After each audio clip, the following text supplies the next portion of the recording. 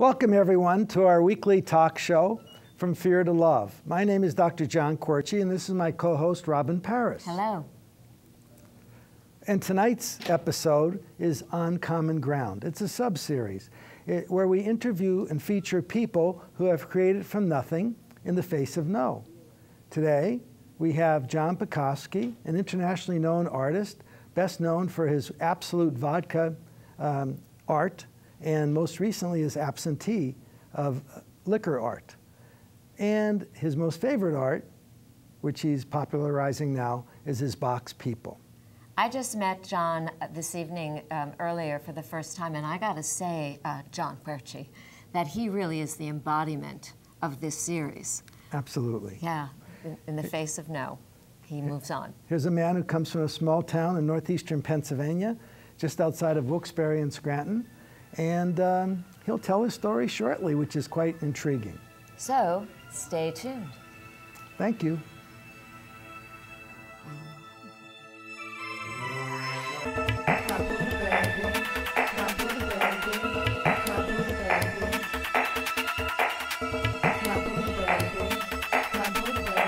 Oh, excuse me, your wallet. Your wallet. Journey with me, baby.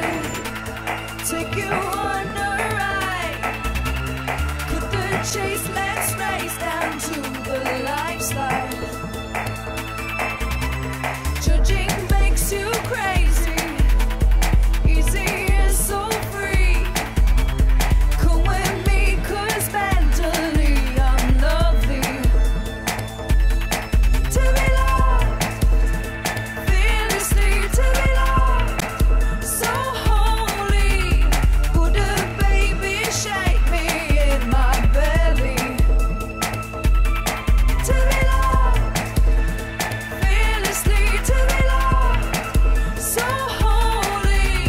BuddhaBaby, shake me in my belly.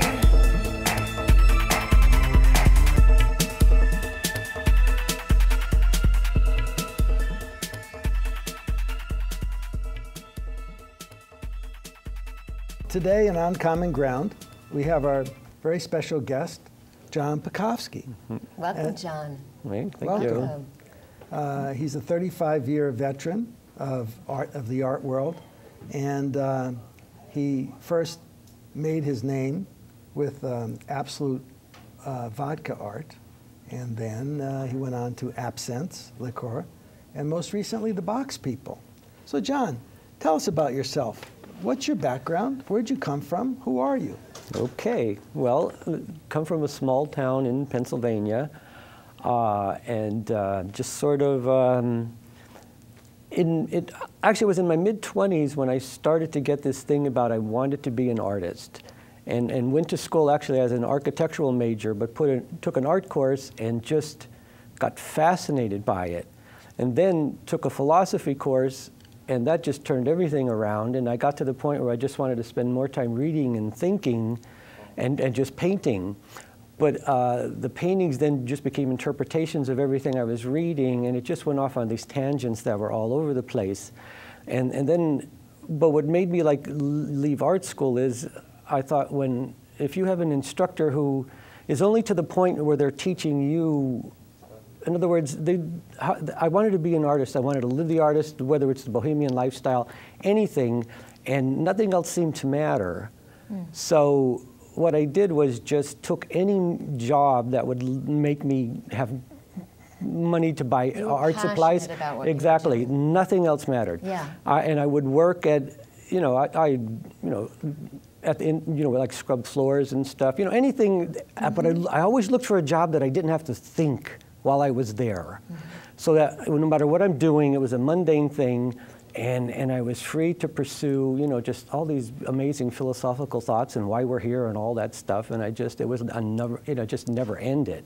It just kept going bigger and bigger and bigger, and then the art was just like, a byproduct of a mind that just doesn't stop thinking. So how did this all begin? How did you get involved with Absolute? Well, that was you were the starving artist. Yeah, exactly. Well, I was working in a restaurant. Well, not in a restaurant. It was like a hotel complex, and I was just, again, there as a maintenance painter. But the restaurant had a theme called Norma Jeans.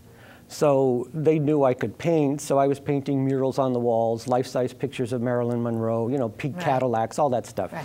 Now, as fate would have it, Michel Roux, the CEO then of Absolute Vodka and, you know, the head of all of that ad campaign that just totally changed the world as far as ads go, comes into this place, sees my art, and, you know, asks me to do, you know, an ad for Absolute. And, you know, I was actually one of like 400 artists along the way.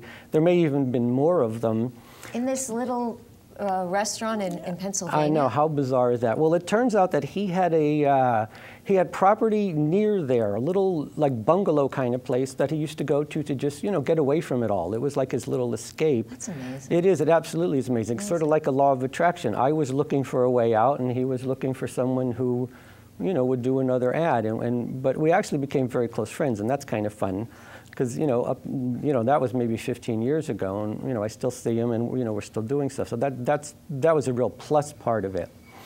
But it was one of those things when the ad came out, it just changed my life almost overnight. You know, with ads all over the world, it was crazy. It was a whirlwind. It was just amazing. That's extraordinary. So you had the chance to express yourself. You were a maintenance man at a hotel who did some art on the side. Right. This internationally famous entrepreneur comes by, is sort of caught by your art, gives you a chance to do a picture for him. He loves your picture. And how many pictures did you do for him subsequently? As far as working for Absolute, I did probably 4 or 5 ads. And which was kind of rare because most of the artists only did one ad. It was like a, you know, one-shot deal, and there were a few things that were like the state. I mean, you know, anybody, you know, it was just like, again, all over the place as far as those ads went. And then, well, Seagram's actually bought out Absolute, and it sort of like turned and, you know, went a different direction. And then I actually had not talked to Michel for, I would say, probably 10 or 15 years or something. You know, we went our separate ways. I was doing my thing, and, you know, it had enough clout where the paintings were selling well. So, you know, it was fine. I didn't have to go back to, you know, maintenance anywhere. I'm sorry to interrupt you, John, Sure. but clearly he was the CEO of the company, but I'm sure there's a board of directors, and here you are, this unknown painter Right. in a small town in Pennsylvania who has no portfolio, no track record, and you're going to be one of the featured artists for Absolute. There had to have been a no around you. The funny thing was he referred to me as a naive Magritte. A naive Magritte. Because, I mean, my paintings were sort of in that direction, and I guess he sort of liked them. And again, that's like, you know, maybe we're going a little ahead of it, because before that, you know, it was, you know, how are you going to make a living as an artist, you know, this kind of stuff, you know, the family looking at you like, you know, I mean, it was from that. But again, but actually, one of the neatest turning points, and I think this is really, really crucial in what makes this kind of stuff happen for people, is when I was doing these paintings of walls, you know, just painting walls, this kind of stuff.